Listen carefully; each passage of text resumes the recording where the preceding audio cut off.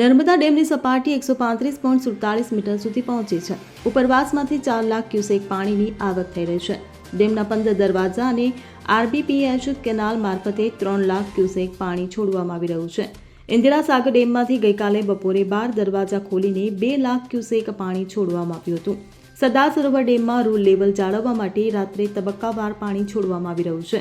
ત્યારે હાલ ડેમમાં 4,10,483 ક્યુસેક પાણીની આવક છે. આરબીપીએચ ડેટ અને કેનાલ મારફતે 3,18,797 ક્યુસેક પાણી છોડવામાં આવી રહ્યું છે. છેલ્લા 24 કલાકમાં જળ સપાટીમાં 10 સેમીનો વધારો નોંધાયો છે. ધીરે ધીરે સપાટીમાં વધારો જોવા મળી રહ્યો છે. વડોદરા, ભરૂચ અને નર્મદા જિલ્લાના 27 ગામને એલર્ટ કરવામાં આવ્યા છે. નર્મદા નદી હાલ 2 કાંઠે વહી રહી છે.